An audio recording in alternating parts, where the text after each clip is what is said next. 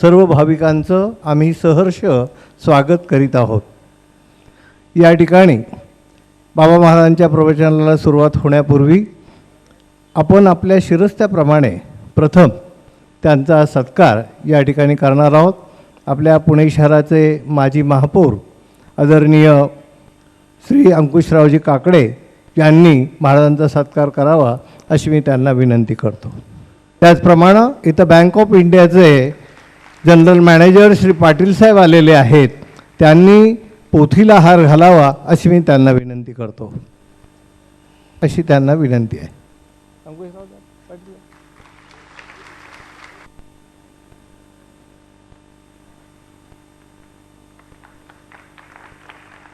सद्गुरु दादा महाराज अप्पा महाराज की जय. गजानन महाराज की जय. बोलो बंसी बिहार लाल की. कृष्ण मूर्ती होय गे कळो आली सोय गे.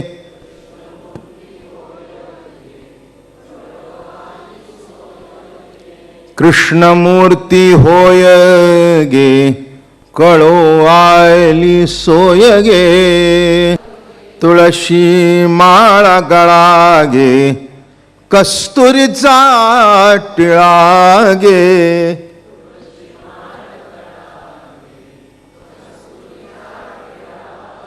तुळशी माळा गळा गे कस्तुरीचा टिळा गे.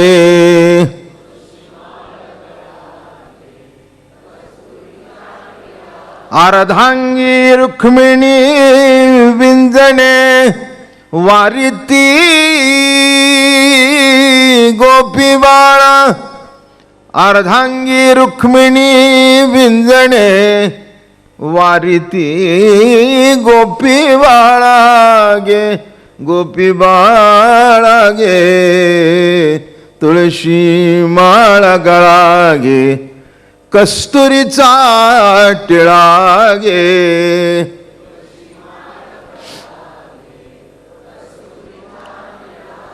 पितांबराची कास गे कसली सावकाश गे.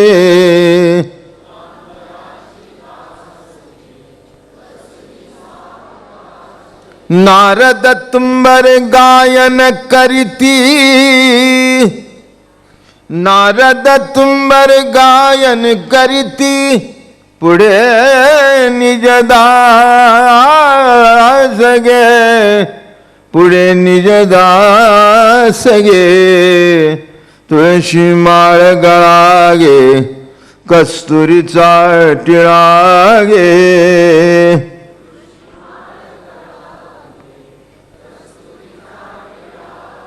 भक्त कृपेची माय गे ओळखू आली विठाई गे.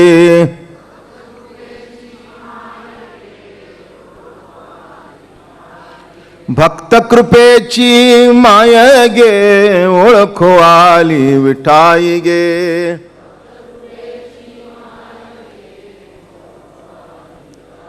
एका जनार्दनी विटे जोडियले पाय गे. एका जनार्दनी विटे जोडियले पाय गे. तुळशी माळ गळा गे कस्तुरीचा टिळा गे.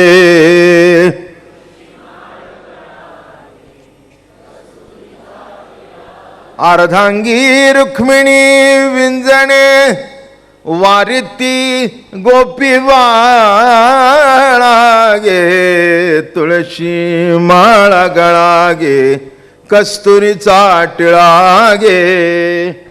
कृष्ण आवडला. कळणारही त्याच्यावर प्रेम करत होते, न कळणारही त्याच्यावर प्रेम करत होते. व्यासासारखे विद्वानांचे विद्वान, ज्ञानियांचे राजे, बादरायण व्यास असं ज्यांचा उल्लेख करावा, त्यांना कृष्णचिंतनाने समाधान मिळत होतं. आणि गंव्हार गोपीला सुद्धा कृष्ण सखाच्या स्मरणाने तृप्तता मिळत होती. असा सर्वस्पर्शी देव, सर्वांना त्याच्याबरोबर चालता येत होतं आणि विशेष म्हणजे तो सर्वांच्या बरोबर चालत होता, नाही का? अहो, मोठ्या माणसाच्या बरोबर चालणं सुद्धा अवघड असतं. त्यांची पावलं फार रामरुंद असतात. मग त्यावेळेला मोठी माणसं काय करतात माहिती आहे का? लहान मुलाच्या पावलांनी चालतात. 6 फूट उंचीचा आजोबा 2 वर्षाच्या मुलाला रस्त्यावरून चालवतोय. याचं पाऊल 3 फुटाचं पडावं आणि याचं पावलात पाऊल गुंतून खाली पडावं, अशा वेळेला मग तो आजोबा त्या बाळाच्या बरोबर चालतो. तसं कृष्ण परमात्मा हा श्रेष्ठतम आहे, अनंत कोट ब्रह्मांड नायक आहे. पण गोकुळामध्ये अवतार घेऊन गोपाळांच्या पावलांनी चालू लागला. म्हणून मोठा त्याला म्हणावं, सामान्यांच्या बरोबर जो वाटचाल करू शकतो तो मोठा. लहानांनी चाल बदलायची नसते, कारण त्यांना बदलताच येत नसते, त्यांच्यात तेवढी क्षमता सुद्धा नसते. पण मोठ्यानी चाल बदलायची असते आणि अशी चाल बदलायची असते की लहानांना आपल्या चालीमध्ये सामावून घेऊन शेवटी आपल्या इतकं मोठं त्यांना काढायचं. आणि त्याच्या पुढे जाऊन सांगतो, शेवटी आपल्या नातवंडांना, आपल्या मुलांना रस्त्याने जेव्हा चालता येत नाही, तेव्हा तो आजोबा किंवा बाप त्या मुलाला आपल्या खांद्यावर घेतो. आणि जेव्हा आजोबा किंवा बाप त्या बाळाला खांद्यावर घेतो, तेव्हा आजोबाला जे दिसत नाही ते नातवाला दिसतं. माझं बोलणं कळलं का? मग काही वेळेला आजोबाने विचारलं, अरे बाळा तुला दिसतंय का? मला दिसत नाही. कारण का? पण एक लक्षात घ्या, त्याची उंची तशी वाढलेली नाही. आजोबांनी त्याला खांद्यावर घेतलं, वडिलांनी त्याला खांद्यावर घेतलं.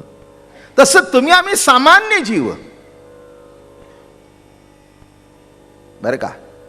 किंबहुना त्या बाळाला आपली उंची सुद्धा कळत नाही. आपण म्हणतो ते 2 फूट आहे, त्याला कुठे माहिती आहे मी 2 फूट आहे? तसं सामान्य माणसाला आपली उंची कळत नाही, त्याला आपलं ज्ञान माहिती नाही. पण जशी मोठी माणसं त्याला खांद्यावर घेऊन त्याला विचारतात आणि मग तो घरी येऊन सांगतो, आई आजोबाला दिसलं नाही, मी सांगितलं. आजोबाला दिसलं नाही, मी सांगितलं.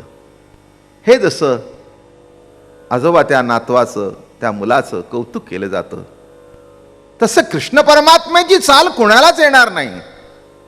तो गवळी झाला, तो गोपालक झाला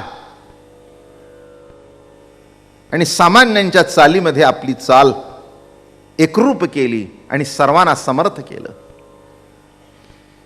मज निजदेहाची नाही गोडी, म्हणून गोवळ झालो अति आवडी. गायी राखी अरडी दरडी, की घोडी थापटली भक्तांची. किती सुंदर लिहितात नाथ महाराज बघा. मज नाही निजदेहाची गोडी,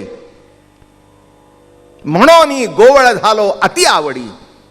गायी राखी अरडी दरडी, की घोडी थापटली भक्तांची. निज देहाची मला गोडी नव्हती, म्हणून तर सगुण साकार. निज देह म्हणजे मूळचं स्वरूप, बरं का? मूळच्या स्वरूपामध्ये तो जे होता त्याला ते आवडेना. आवडेना म्हणून काय झालं? निज देहाची नाही गोडी, म्हणून गोवळ झालो अति आवडी. त्याला अजून कोणतरी होता आला असतं, श्रेष्ठ कुळामध्ये जन्म घेता आला असता, पण कोण झाला तो? गवळी. किती वैशिष्ट्य आहे काय? गवळी शब्दाचा अर्थ, गोवळ शब्दाचा अर्थ रोज सांगतोय मी तुम्हाला. जो गाई वळवतो तो, इंद्रिय वळवतो तो. आपली इंद्रिय आहेत पण आपल्याला वळवता येत नाहीत, हेच आपल्या जीवनाचं ट्रॅजेडी आहे. आपली इंद्रिय म्हणतो पण आपल्याला वळवता येत नाही. ती इंद्रिय जिकडे जातात त्या इंद्रियांच्या मागे जावं लागतं. मनाच्या मागे डोळा, बुद्धी, अमकं तमकं सगळी इंद्रिय त्याच्या मागे गेली. मनाला एखादा सरबत प्यावासा वाटला तर मन तिथे गेलं, मग पायाने त्या दुकानात नेलं, मग हाताने तो ग्लास उचलला आणि उचलून तोंडाला लावला. पहिल्यांदा काय गेलं? मन गेलं. तसं मनाच्या मागे जाणं हा एक भाग आहे आणि मनाला योग्य तऱ्हेने वळवणं हा एक दुसरा भाग आहे. पांडुरंगाच्या मंदिराकडे जाणारं मनच आणि गुत्त्याकडे जाणारं मनच, नाही का?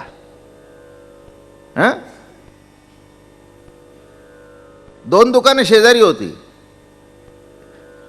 एक मिठाईवाल्याचं होतं, तिथे आठीव दूध मिळत होतं. शेजारी गावठी.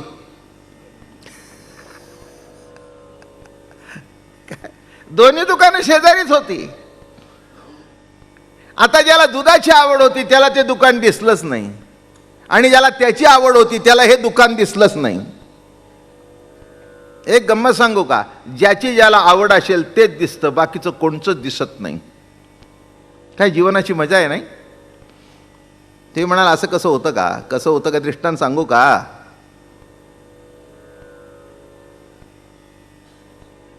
शाळा सुटल्यानंतर 1000-2000 मुलं येत आहेत गर्दीतून. त्या बाळाची आई तिथे उभी राहिली आहे दरवाजावर.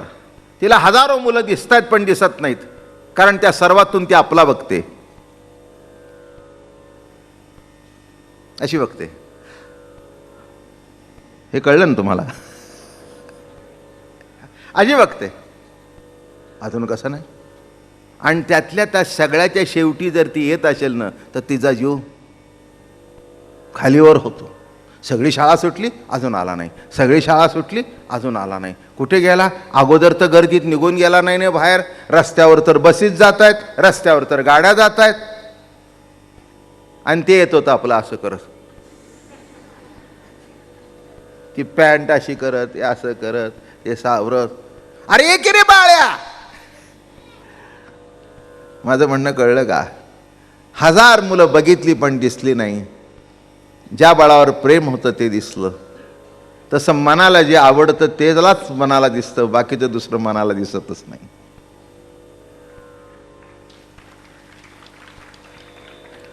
टाळ्या वाजवू नका. मनाला कशाची आवड लावायची तेवढं मात्र शिका.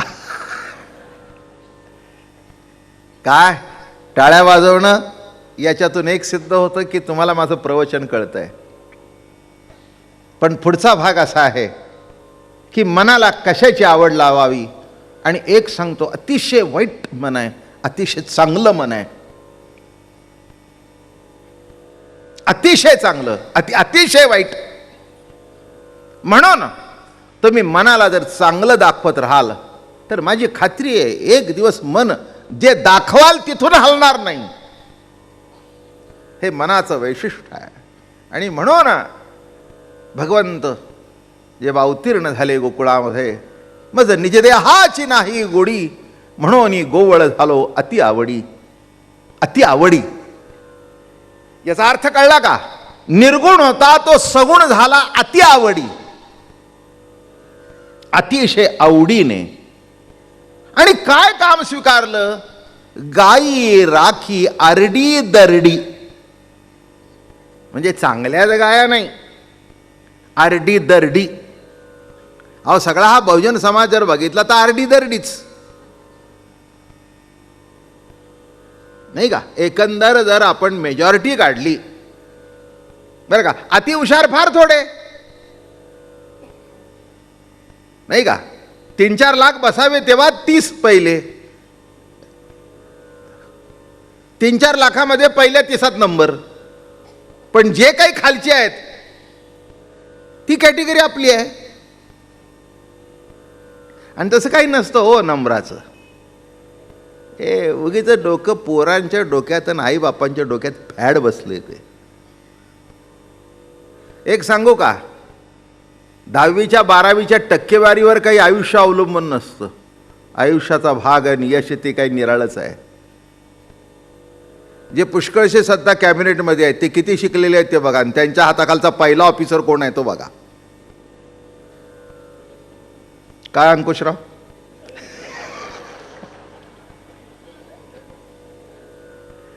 त्यातले कोणी मराठी चौथी सुद्धा नसतील. मलाही माहिती आहे आणि तुम्हालाही माहिती आहे. पण योग काय? IAS ऑफिसरला इतका दरारा की धावत जातोय, धावत जातोय, तो पळत जातोय, साहेब साहेब साहेब साहेब. मी म्हटलं हे कोणत्या परीक्षेत पास झाले होते? काही नाही, इथल्या रेषांनी टोमटल्यात. बरोबर, टक्केवारी तसं काही नसतं. हां, बरोबर आहे ना बापू?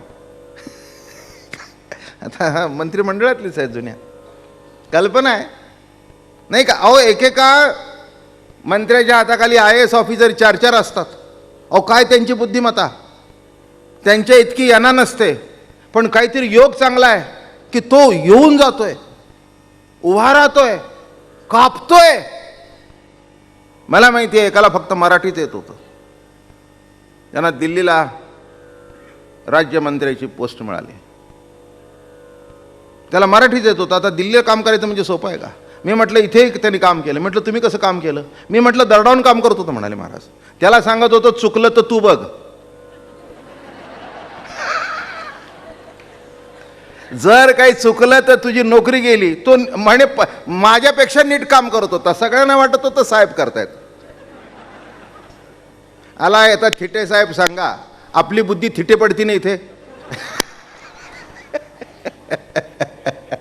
किती आपली बुद्धी असू दे, काही चालते का? याचा अर्थच लक्षात घ्या. शेवटी परमात्म्याच्या समोर बुद्धी आपली कमीच पडते. किती आपण बुद्धी चालवली तरी तिथे चालत. हां, म्हणून लक्षात घ्या, हा कोणच्या गायी राखतोय? आरडी दरडी. त्या आरडी दरडी गायींचं सुद्धा मोठं भाग्य आहे की तो राखतोय. आणि एक सांगू का, चांगल्याचं रक्षण करण्याची काही गरजच नसते. अहो, जे पोर शाळेतून आल्याबरोबर मान खाली घालून अभ्यास करतोय त्याला काय म्हणायची गरज आहे का अभ्यास कर? जी हुंदडणारी आहेत ना, शाळेत जातो म्हणून गाव फिरायचं, खायला घरी यायचं आणि पुन्हा शाळेतून दमून आलो म्हणून पुन्हा खेळायला जायचं. काय पेपर लिहायचाच नाही, जमलं तर कॉपी. पेपर लिहायचाच नाही, जमलं तर कॉपी. पास झाला आनंद, नाही झालं मी चांगलं लिहिलं होतं पण मास्तरचा माझ्यावर डूक होता. ही अशा कॅटेगरीतली आम्ही माणसं आहोत. पण एक आहे, योग आमचा चांगला आहे, तुमचा आमचा सगळ्याचा, की कुणाच्या तरी कळपात गेलो नाही. भगवंत जो कळप राखतोय त्या गायींच्या कळपात गेलो. हेच तुमच्या आमच्या आयुष्याचं भाग्य. मी कशावर निरूपण उगीच काहीतरी करत नाही, 2 शब्द सांगतोय. गायी राखी आरडी दरडी. काय मज निज देहाची नाही गोडी, म्हणून गोवळ झालो अति आवडी. त्याला काय आणखीन दुसरं कोणी होता आलं नसतं का? कोणी होता आलं असतं. त्याच्या मनात सर्व जर तो करतोय, पण तो म्हणाला तसा नाही. एक मी तुम्हाला सांगतो, सामान्य कुळामध्ये जेव्हा जन्म होतो तेव्हा सामान्य बहुजन समाज जवळ येतो. It's a fact and you have to accept it. माझं बोलणं कळलं का? हो, रामाच्या जवळ वानर गेले पण माणसं नाही जाऊ शकली. परशुराम तर म्हणजे एक त्यांनी अशी लाईनच मारून घेतली होती. त्याच्याजवळ जास्ती माणसं गेली. क्षत्रियांचा निपात करावा, अवतार म्हटल्याबरोबर भेदभाव करतो तर तो अंश अवतार आहे, पूर्ण अवतार नाही. परशुराम अवतारी आहे, प्रश्न नाही, पण संबंध क्षत्रिय. अहो, सर्व जर तुझं रूप आहेत तर याला जगण ठेवीन त्याला. म्हणून लक्षात घ्या, रामाला समाजाबद्दल आस्था वाटली पण राजधर्माचं बंधन होतं, प्रोटोकॉल. काय हो अहो हे प्रोटोकॉल सांभाळतं मोठं अवघड असतं बरं का. इतकं काही सोपं तुम्हाला लोकांना सगळ्यांना माहिती आहे.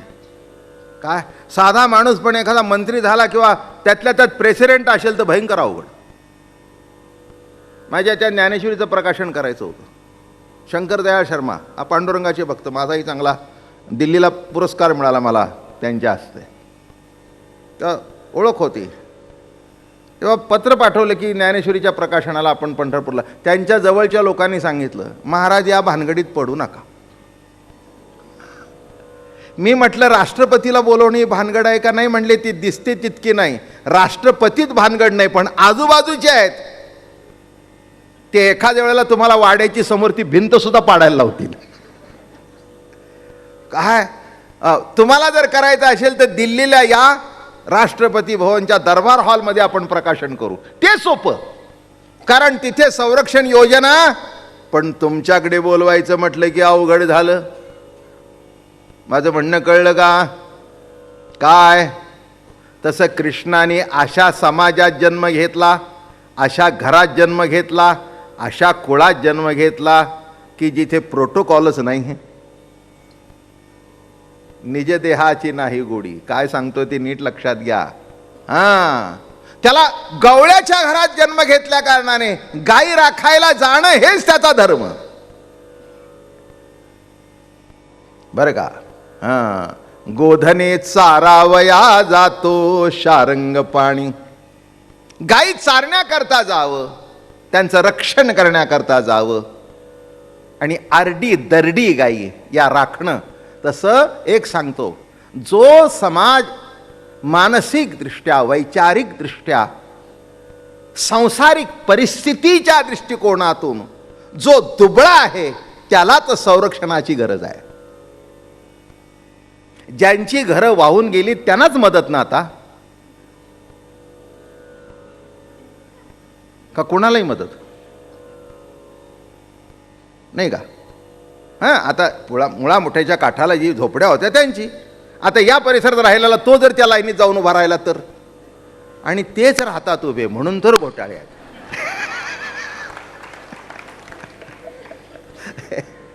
नाही का? अहो, ज्याला गरज आहे त्याला मिळू दे ना.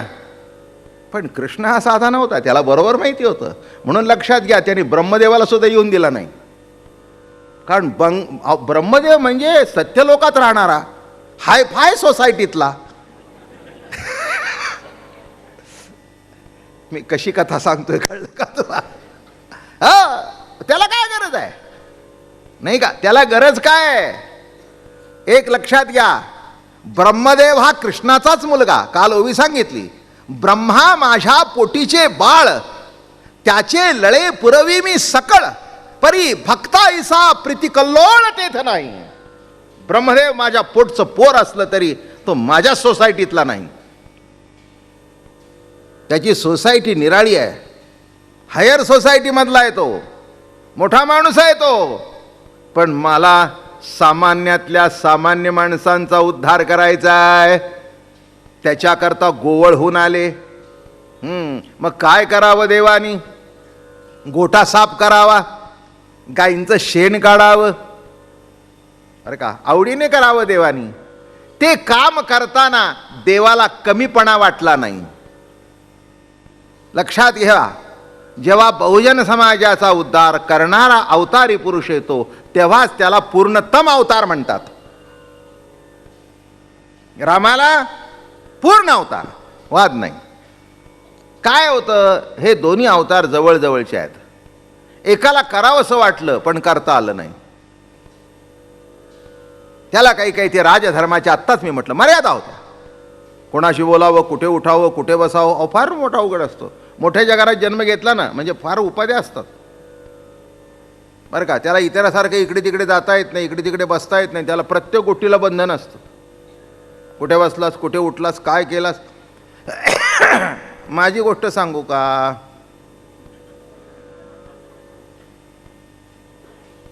चला माझी सांग. आता नाही म्हटलं तरी जन्म सद्गुरू दादा महाराज सातारकरांच्या घरामध्ये जन्म झाला. त्यांच्या काळामध्ये त्यांनी पुणं गाजवलं आपल्या मराठी भाषेने आणि आपल्या विद्वत्तेने. असं तसं नाही, छाचुनी नाही बरं का. सरदार मेंदळे अमके तमके हे बरं का. त्या काळामध्ये न्यायरत्न विनोद वगैरे ही, चिंतामण केळकर वगैरे, रंभा जोशी वगैरे ही त्यांच्याकडे त्या काळामध्ये मारवाडी धर्मशाळेमध्ये त्यांचे कार्यक्रम होत होते आणि ही मंडळी सगळी येत होती. अशी अलौकिक मराठी भाषा होती, अतिशय सौंदर्यशाली भाषा. प्रसाद होता.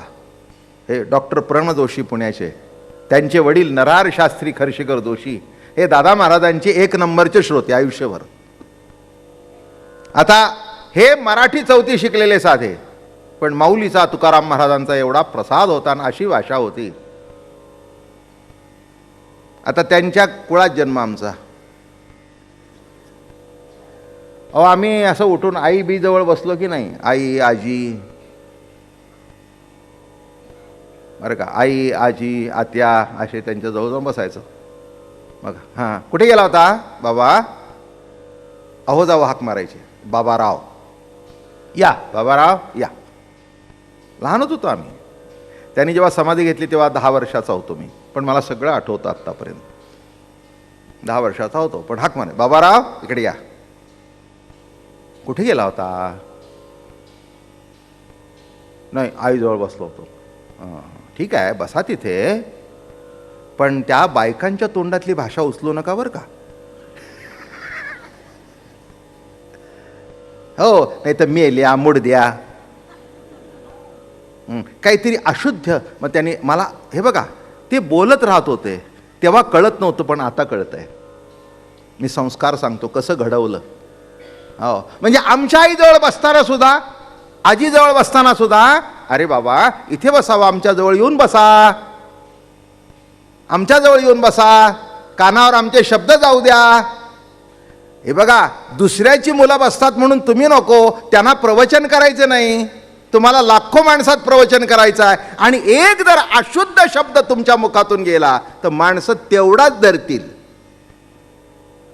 मी कशा करता सांगतोय, मोठ्या घरात जन्म व्हायचा म्हणजे त्याचं हे, म्हणजे त्याची भिंत सुद्धा, बोलणं कसं, उठणं कसं, कसं बोलावं, कसा आदर सत्कार करावा, कुणाशी कसं बोलावं, लक्षात घ्या. तसा एवढा मोठा कृष्ण, निर्गुण निराकार परमात्मा, पण गवळ्यांच्या घरात आला.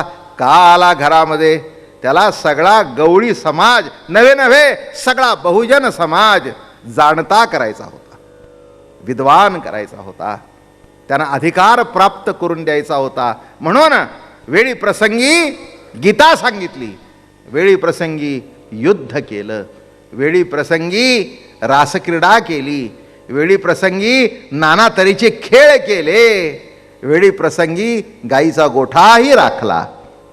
आणि तत्वज्ञान तर अशा पद्धतीने सांगितलं नाही का, सामान्यातल्या सामान्य माणसाला कळावं असं तत्वज्ञान सांगितलं.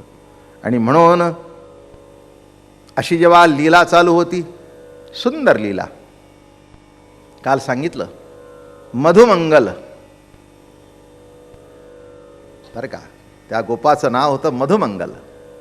आणि त्या मधुमंगलचं तोंड चाटलं भगवंताने. त्याच्या तोंडाला आला फेस, गवळियांची ताकपिरे काय पोरे चांगली. त्यांच्या तोंडाचा फेस असा चाटला. ब्रह्मदेव हा ब्रह्मदेव होता, विद्वान होता. ते ब्रह्मदेवाचं कसं होतं माहिती आहे का, मोरांगी अति डोळसे अंग भरी भरली पिसे, पण एक दृष्टी विनांधळे दैसे आणि झाले तैसे विद्वांसा. विद्वानांचं वर्णन करताना एक पैठणचा विद्वान, महान विद्वान वर्णन करतोय. आता सोडून द्यावं, मी एक साधा माणूस आहे तुमच्यातला. पण पैठणचा विद्वान कोण तुम्हाला माहिती आहे? नाथ बाबा. हो, सर्व बाजूनी परिपूर्ण. 18,000 ओव्या लिहिल्या, भागवत टीका, रामायण 1000 ओव्या, भारूड काय, अमक काय, चिरंजीव पद काय, एक नाही एवढं वाङ्मय करून ठेवलं. कशी भाषा, कसा प्रसाद. आणि ज्यांच्या घरामध्ये देव नांदत होता असे नाथ बाबा वर्णन करताना काय करतायत बघा. मोरांगी अति डोळसे, अंग भरी भरली पिसे, एक दृष्टी विना आंधळे जैसे, आणि झाले तैसे विध्वंसा. मोराच्या अंगावर डोळे असतात पण एकाही डोळ्याला दिसत नाही. ह्या विद्वानांच्या डोळे असेच, जे दिसायला पाहिजे ते दिसत नाही, नको ते दिसतं. कळलं का? एक सांगू का, आपला वैरी जर असेल ना, त्याला नको ते दिसतं, पाहिजे ते वैरी सोडून द्या, साधे आपले नातेवाईक सुद्धा. अरे का, साधे आपल्या नात्यागोत्यातली माणसं सुद्धा, त्यांना जर तुम्ही घर बोलवलं ना, तर तुमचं चांगलं आहे तेवढं विसरून जातील आणि त्याच्यात उणीव काय तेवढी घेऊन जातील. ही अशी या समाजाची, घरदारातली, नात्यागोत्याची रीत आहे. म्हणून तुकाराम महाराजांना विचारलं, महाराज आपले सोयरे धायरे कोण? ते म्हणले, ते माझे सोयरे सज्जन सांगाती, पाय आठविती विठोबाचे, एरा मान विधी पाळना पुरते, आणि देवाची ती भूते म्हणून या. काय सांगतायत बघा, ते माझे सोयरे सज्जन सांगाती. माझे सोयरे सज्जन सांगाती कोण? जे विठोबाचे पाय आठवतात ते माझे सोयरे धायरे, बाकी कोणी नाही. मग ते म्हणले, एरवी तुमच्या आडनावाचे एरा मान विधी पाळना पुरते. आता त्यांच्याबरोबर राहायचे, लग्न कार्य मुंज दसपिंड 14वा हे त्यांच्या संगतीत व्हायचंय. म्हणून एरा मान विधी यायचं बरं का लग्नाला. अरे त्यांना कळवलं का? कळवा त्यांना, 12 वाजेपर्यंत उचलणार आहे.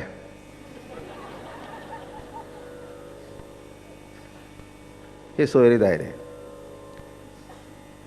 का? 10व्याला सोयऱ्या दायरा, लग्नाला सोयरा, एरा मान विधी पाळना पुरते. शेवटी म्हणाले, आम्ही ठरवून टाकलंय, देवाची ते भूते म्हणून या. त्या सोडून म्हणले, कसं का असे ना, देवाचा अवतार आहे म्हणून आपला नमस्कार करायचा. पण यांना या कार्याव्यतिरिक्त जवळ करण्यासारखी ही मंडळी, यांनी 10व्यालाच यावं, रोज येऊ नये. माझं बोलणं पटतंय का तुम्हाला? पटायलाच पाहिजे. काय, लग्न कार्यात यावं, लग्न कार्यात येतील आणि काड्या लावून जातील. हे सोयरीधारी मोठे विचित्र असतात. आता नंदा बिंदा अमक्या तमक्या असल्या की नाही, साडी तुम्हाला असली झालं, लागली वाट लागली, म्हणजे ती काडी लावून गेली आणि ही नेसून पेटली. काय करावं आता, याला सांगा मला तुम्ही. काय आता, घेणाऱ्याने घेतली, नेसणाऱ्याने, तुला काय करायचंय? काय करायचंय? हां, बांगड्या चांगल्या वजनदार दिसतात, पण सोनं लाल का? तांब घातलंय काय? असं आहे गंमत मंडळी. आता ह्या सगळ्या आरड्या दरड्या गाया कृष्णाला सांभाळायच्यात. या अशा सगळे जे गुणदोषांनी युक्त माणसं आहेत, सांगू का, उद्धाराची गरज सामान्य माणसालाच असते. जे पोचलेले आहेत त्यांना उद्धाराची गरजच नाही, नाही का? सामान्य माणसं आहेत त्यांनाच उद्धाराची गरज आहे. जे पोचलेले आहेत त्यांना गरज काय उद्धाराची? कशा करता सांगतोय मी? म्हणून नाथ म्हणाले, अरे अंगभर डोळे असू दे पण आंधळा तसा आहे ब्रह्मदेव. अजून एक पुढची उभी फार सुंदर आहे. आंधळे जन्मले कुशी, स्तनपान करी आहारनिशी, परी न देखे आपुलिया मायेसी, दशा तैसी उपदेशा. काय तुफान लिहितात हो. तुम्हाला अजून महाराष्ट्रातले संत कळले नाहीत. तुम्ही त्यांचं वाङ्मयाचा अभ्यास कराल तेव्हा कळेल. नाथ तर भयंकर तुफानमध्ये आहेत. ज्ञानोबारायचं बोलणं निराळा पद्धतीचं असतं. ज्ञानोबारायचा शालजोडीतला असतो. शालजोडीतला म्हणजे कळलं का तुम्हाला? नाही. अहो, एखाद्याने शालजोडीत गोंडाळून जोडा आणला आणि तुमच्या पाठीवर मारला, दुसऱ्याला वाटतं शाल खांद्यावर टाकली, पण कळतं इथून जोडा आहे आतमध्ये. आता कळलं का शालजोडीतला जोडा म्हणजे काय ते? म्हणजे तुम्ही प्रयोग करता पण ही माहिती नाही तुम्हाला. इथून पुढे उपयोग करून बघा. अगदी चांगली जरीची शाल रात गोंधळाला मांडलं की समोरच्याला वाटतंय खांद्यावर काय टाकलं, काय टाकलं, जरीची शाल टाकली, पण फटका बसल्यावर कळलं जोडा आहे. तसं ज्ञानेश्वर महाराजाची भाषा अतिशय सूक्ष्म. कळलं का तुम्हाला? फार बोलणं बिलणं अगदी असं की कुणाला कळणार सुद्धा नाही. जरा पुढचा अवतार असल्या कारणाने जरा स्पष्ट. आणि तुकाराम महाराज तर त्याच्यापेक्षा स्पष्ट, दणदणीत अगदी. म्हणजे मागे पुढे काही विचार करायची गरजच नाही. त्यांच्या काळामध्ये जो पायार असला होता तो 400-450 वर्षाचा झाला होता. इमारत मजबूत झाली होती, तेव्हा जास्ती काही विचार करण्याची आवश्यकता नव्हती. असा त्याच्यातला महत्वाचा भाग होता. आणि म्हणून महाराज म्हणाले, आंधळे जन्मले कुशी, स्तनपान करी आहारनिशी, न देखी आपुलिया मायेसी, दशा तैशी उपदेशा. जरा गप्प बसा पुढची मंडळी, कोणी इकडे तिकडे बघू नका. कोण वाट बघत असेल, कोण असेल ते नंतर बघा. पुढे बसणारी मंडळी इकडे तिकडे तोंड झालं की माझं लक्ष विचलित होतं. तसं होऊ नये. मांडीवर जन्माला आलंय पण आंधळ. गंमत बघा कशी आहे. आईच्या अंगावर दूध पित आहे, तिच्या अंगावर वाढलं, मांडीत मात होतं, ते पीत पीत मांडीच्या बाहेर डोकंही गेलं आणि पायी गेले. एक दिवस मोठं झालं. मग त्या बाळाला विचारलं, बाळा तुझी आई कशी आहे? ते बाळ म्हणालं, मी आईला पाहिली नाही, कारण जन्मजात आंधळा आहे. एक सांगतो, जो जन्मजात आंधळा आहे त्याला माफ आहे, की जन्मजात डोळे नाहीत म्हणून आईली पाहिली नाही. आम्हाला डोळे देऊन दिसत नाही, ज्याने डोळे दिलेत त्याला काय म्हणावं? त्याला काय म्हणावं? माझं बोलणं कळलं का? त्याला गुन्हा माफ तरी आहे की त्याला डोळे नाहीत, पण ज्यांना डोळे असून सुद्धा आई दिसत नाही म्हणून जिला वृद्धाश्रमात टाकतात, या आंधळ्यांना काय म्हणावं? आता नीट कळलं असेल तुम्हाला. आता अजून नीट कळलं असेल. काय म्हटलं मी? की ज्यांना डोळे असून आई कळत नाही, डोळे असून बाप कळत नाही, अशा आंधळ्यांना काय म्हणावं? आंधळे जन्मले कुशी. तसं ब्रह्मदेव होता खरा, समोर बाप आहे पण कळत नाही. संशय. तुका म्हणे कैसे आंधळे हे जन, गेले विसरुनी खऱ्या देवा. तुका म्हणे कैसे आंधळे जन. म्हणून एक लक्षात ठेवा, ज्ञान जर असा द्यायचं असेल तर सज्जनांच्या हातात द्या, अज्ञानाच्या हातात ज्ञान देऊ नका. महत्वाचा भाग सांगतो. एक सांगू का दृष्टांत? आंधळा माणूस आहे आणि त्याच्या हातात जर कंदील दिला तर पुढे काय? काही उपयोग आहे का त्याचा? नाही ना. गोष्ट सांगू. एक आंधळा होता आणि तो एका भेटायला मित्राला गेला. गप्पा मारता मारता मारता, याला तर काही दिसतच नव्हतं, याला दिवसन रात्र सारखीच, याला काही दिसण्याचा प्रश्न येत नव्हता. बोलता बोलता रात्रीचे 8-9 झाले. हा म्हणला, मला काही फरक पडत नाही ना दिवसन रात्र, मी आपला जाईन, तू काळजी करू नको माझी. मग जेवण खाण झालं,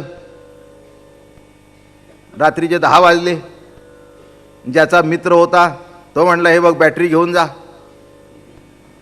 जुन्या काळ म्हणजे कंदील घेऊन जा. तो म्हणला, काही येडाबिडा आहेस का रे तू? तुला काही कळतच नाही, कंदील कशाला घेऊन जा?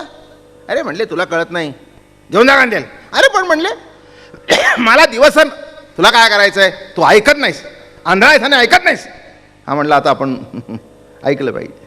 ते म्हणले, लक्ष घे, तुला जरी कंदील दिसला नाही तरी समोरून येणारा दिसेल की नाही?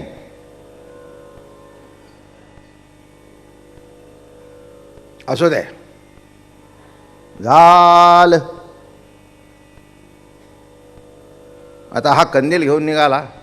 पहिला कसा होता, आपल्या डोक्याने बरोबर चालत होता, म्हणजे काही भानगड नव्हती, सतर्क होता, जाणीवेने चालत होता. आता याला वाटलं आपल्या हातात कंदील आहे, निवांत चालावं. 100-200 फूट चालत आल्यावर धाडकन पुढचा धडकला. धडकल्यावर हा म्हणतोय, हा काय आंधळ्यात का दिसत नाही का कंदील आहे तो? तो म्हणले तुला दिसत नाही का विजलाय तो?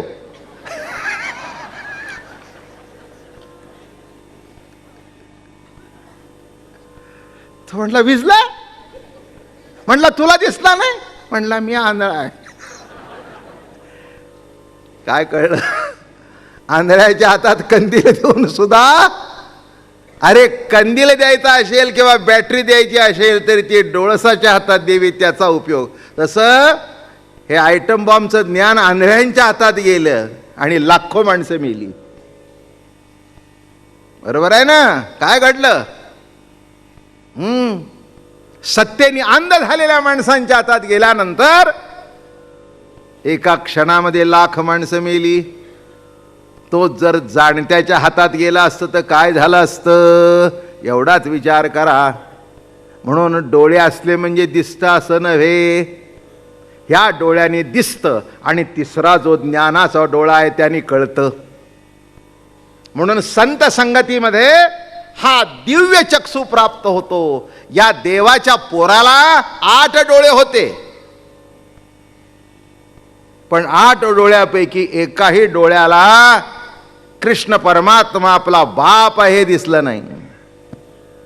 म्हणून काल म्हटलं मी तुम्हाला, पुढची ओवी अशी आहे, या ब्रह्माला विला कर्मपंथा, भक्तासी दिधली नैष्कर्मता, या लागी नवचे ब्रह्मा प्रार्थिता, होय भात खाता गवळियांचा. ब्रह्माला विला कर्मपंथा, ब्रह्मदेवाला कर्म करण्याकडे लावलं, त्याला आपल्याजवळ ठेवलं नाही. चल म्हणलेला कर्माला. काल सांगितलं ना, तुला शिकवलं, लग्न करून दिलं, फ्लॅट घेऊन दिला, आता जा. आता आमच्याकडे लोडबोड करायचे नाही, सणावाराला दर्शनाला ये. आणि बायको जेवण नीट करत नसेल तर अधूनमधून रविवारी ये. पण इथे आईच्या हातची आमटीची सवय असेल तर इथे ये. आणि तिचं तुला आलूढम आवडत असेल तर तिच्याबरोबर जा. अलीकडे काय हो, ते काही भयंकरच निघाले ते आलूढम. काय काय काय काय काय. मी एकाच्या घरी गेलो, मला म्हणले बाबा महाराज मी तुमच्याकरता आलूढम केलाय.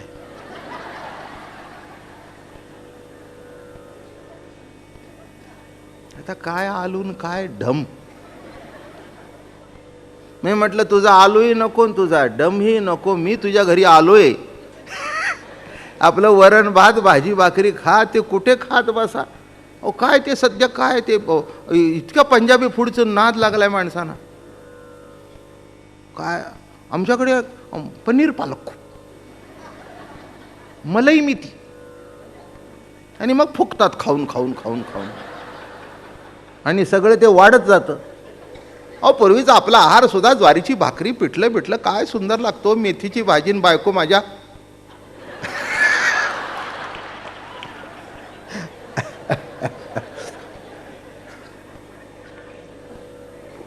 अहो प्रवचनाचा आनंद लुटत लुटत ऐकावं, लुटत लुटत सांगावी. ते कुणाला विद्वान करायचं आहे आणि कुणाला करायचं नाही. थोडीशी एक प्रभुप्रेमाची प्रतीती तुमच्यात निर्माण होणं, जागृत होणं आपोआप बाकीचं होतं. एक मी तुम्हाला सांगतो, पहिले 1 ते 10 आकडे शिकायला 2 वर्ष लागतात. पुढचं शिकायचंच नसतं. आकड्यावर आकडा वाढवला आणि कमी झाला की गणित आलं. माझं म्हणणं कळलं?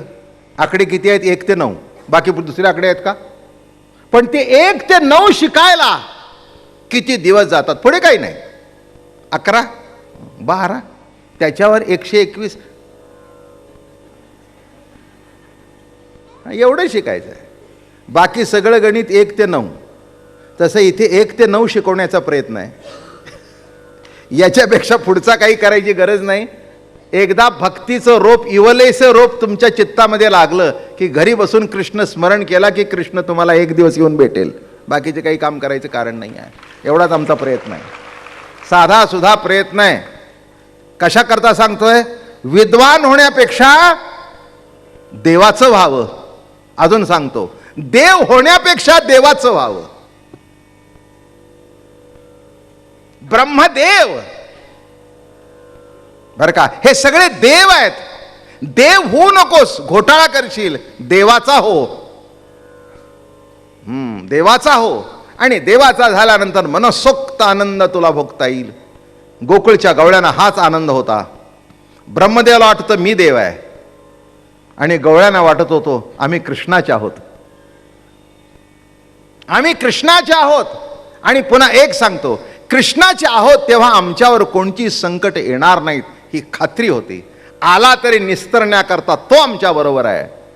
म्हणून म्हटलं मी, ब्रह्मदेव शाणा झाल्यावर त्याला काढला. चल, हे आमचं आपलं आमका प्रांत आहे, तो सृष्टी निर्माण करण्याचा जे आहे तो तू बघ, बाकी काय भानगड करू नको. पण त्याला करा काय असतं, बापच मुलाला गादीवर बसतो तो, आणि पुढे त्या बापालाच वाटतं, बापाला काही कळत नाही, पोराला वाटतं. अशीच परिस्थिती आहे हो, अशीच परिस्थिती आहे. आपण आपल्या मुलांना मोठं करावं, त्यांना शिकवावं बरं का. आपली खुर्ची खाली करावी आणि त्यांना द्यावी, आणि त्या खुर्चीवर बसून आपल्याच त्याने म्हणावं, जरा आता वय झालं तुमचं, मध्ये लुडबुड करू नये.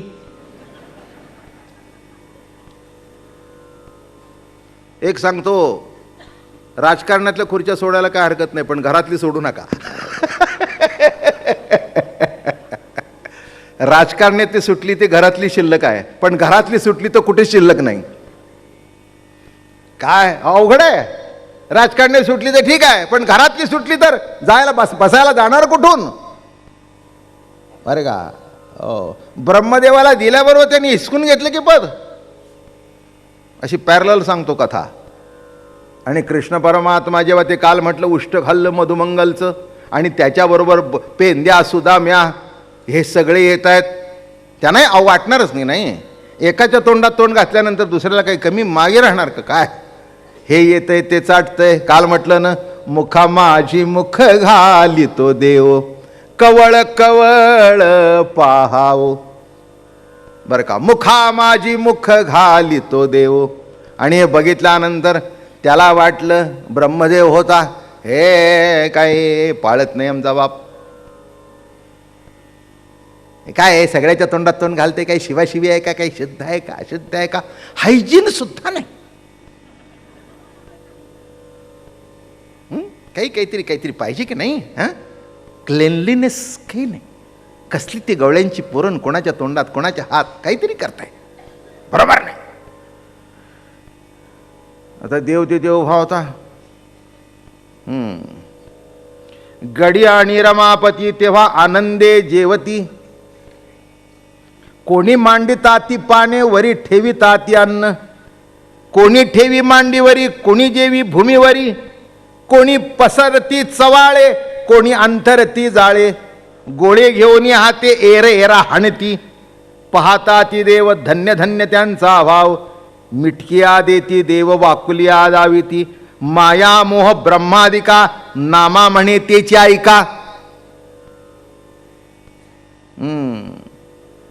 वाकुलिया ब्रह्मादिका उत्तम लोका दाखवू, काला वाटू एकमेका. चालायला सुरुवात केली आणि ब्रह्मदेव तिथे उभा राहिला, आणि तो असा बघतोय. मग देव असतो तर बापच त्याचा. म्हणले ते चार तोंडे चाले, त्याला असं करा, टुकटुक माकड टुकटुक माकड टुकटुक माकड. अहो विचार करा, रस्त्याने चालणाऱ्या पोराने, तुम्ही आता काय तसं आपण साधी माणसं, पण तुम्हाला एखाद्या पोराने असं जर केलं तर काय होईल? सगळं प्रवचन माझं कुठच्या कुठे उडून जाईल. ते कार्ट मला असं करते, कार्ट मला असं करते. आता हे ते चार डोकी, डोक्याला मुगुट बिगुट सगळं ब्रह्मदेव. सत्य लोकात गेला की सगळे देवादेव उभे राहत होते, आणि टुकटुक माकड टुकटुक माकड. त्यांनी बघितलं डोळे वटारून की ह्याचं काहीतरी करावं, पण काही होईना. हो, माझं म्हणणं कळलं का? हां, काय असतं, ठराविक ठिकाणी डोळे वटरलेले चालतात, दुसरीकडे काही चालत नाही, त्याचं काही होत नसतं. आपल्या बायकोवर डोळे वटारणं निराळं, ते सुद्धा सध्या अशक्य आहे. मी जे हळू बोलतो ना ते तुम्हाला इतकं चटकन समजतं. ते का समजतं माहिती आहे का? पहिलं बोललेला अनुभव नसतो, हे रोजचंच आहे घरचं. असं आहे. पण एकदा डोळे वाटून कळतं ना की हे काही उपयोग काय नाही. काय उपयोग आहे? किती बायकोला डोळे उघडते, काय करते? हां, त्याला माहिती आहे काही उपयोग नाही. ऑफिसमध्ये मोठा साहेब असं केलं की ते घरी आल्यावर तसंच करायला जातं. आता कोण घाबरते हो? कोण घाबर? मला याच्यावरची एक गोष्ट आठवली. ती गोष्ट अशी आहे, एक ऋषीने तपश्चर्या केली, मोठी तपश्चर्या केली. इतकं केलं की काय त्याचं काही पोझिशन एकदमच वाढली. त्यालाही माहिती नाही की आपल्याला केवढी पॉवर आली. ते काय वजन उचलल्याला कळतं ना किती पॉवर आली ती. नुसत्या रोज बैठका मारून कळत नाही, असा लिफ्ट मारलं की कळतं किती आली ती. मग म्हणतो पहिले 100 सुद्धा उचलत नव्हता, एका दमात 400. बरं ठीक आहे. तसे ऋषी एका झाडाखाली उभं होतं आणि वर एक पाखरू होतं. त्याला काही माहिती नाही कुठे आपण करावं. ते खाली त्याच्या जटा घरट्यासारख्या दिसला, त्याला आपलं वाटलं घरटच आहे. त्याने बरोबर धार सोडली. धार सोडल्याबरोबर ते आता पावसाचे दिवस होते, त्यामुळे ती अशी ओघळत इथपर्यंत आली. आणि असं केलं, वर बघितलं, डोळे मोठं करून वर वर बघितल्यावर वर ते पाखरू जळून गेलं. हो, मग काय विचारूच नका. मग त्याला कळलं की आपल्या तपाने काय पॉवर आली आहे. वर बघितल्यावर पाखरू जळून मेलं आणि निघाला. जो ताठ्यात निघाला तुम्हाला सांगू, इतका त्याला गर्व झाला. लाटणे ऐसा न लवेन पाथर जेवी न द्रवे. ज्ञानोबराय म्हणतात, लाटणे ऐसा आणि पाथर जेवी न द्रवे असा निघाला मोठा जोश मध्ये. आणि आला एका ठिकाणी. एक मोठी सती पतिव्रता होती, ती आपल्या पतीची सेवा करत बसली होती. माय भिक्षावाड, माय भिक्षावाड. त्याने असं वळून बघितलं. ते म्हणले जरा थांब. त्याच्याकडे असं वळून सुद्धा बघितलं नाही. थांब म्हणले, बाबा माझ्या नवऱ्याची सेवा संपू दे मग येते. मी मोठा का नवरा मोठा? केव्हाही नवराच मोठा ना, तुझा काय संबंध आहे? अर्ध्या मिनिटाकरता भीक मागायला माझ्या दारात उभा राहिला, एवढं समजतोच काय स्वतःला? त्याला वाटलं ते पाखरू आहे. असं बघितलं तिला काहीच झालं नाही, असं बघितलं काही झालं नाही. जेवढं जोळ्याची झापडं होती तेवढी सगळी मोठी करून बघू लागला. असा करून बघतोय, तिने मागे सुद्धा वळून बघितलं नाही. ए म्हणले गोसावड्या, डोळे मोठे करून कोणाकडे बघतोस? जळायला मी काही पाखरू बिकरू आहे का? अरे अहो, ती काही कमी नव्हती, ती महान पतिव्रता होती, तिलाही अंतर्ज्ञान होतं, पतिसेवेने तिलाही ज्ञान प्राप्त. कोणाकडे बघतो डोळे वाटावरून? म्हणले जळा. हर म्हणले, माय तुला कसं कळलं? हां, तुला वळलं पण कळलं नाही म्हणले. मला कळलं सुद्धा आणि वळलं सुद्धा. म्हणणं कळलं का? तुला वळलंय पण अजून कळलं नाही. कळायचं असेल तर जा. काशीमध्ये रोहिदास नावाचा बरं का व्यक्ती आहे, जा त्याच्याकडे. तो तिथे जोडे शिवत बसलाय, जा त्याच्याजवळ जाऊन बसन, ब्रह्मज्ञान घे. माझं म्हणणं कळलं का? हां, रोहिदास महाराजांनी सुद्धा खूप सुंदर अभंग लिहिले. कोणीतरी त्यांना म्हणले आप चमार आहे. ते म्हणले मिजास मत मारो, चामका हत्ती चामका घोडा चामका पखवाज. एक ताऱ्यावरची चामडं सुद्धा, जे चामडं आहे ते सुद्धा, अरे तूही चामड्याचाच, कशाची मिजास मारतोस? चामका हत्ती चामका घोडा. अहो, पुष्कळ गोष्टी आहेत सांगण्यासारख्या. एकदा अष्टबक ऋषी आणि उशिरा आले. 8 ठिकाणी वाकडे होते राजा जनकाच्या दरबारमध्ये. आणि आल्याबरोबर सगळे हसले हे करून. कारण ते वाकडे होते. ते हसायला लागले.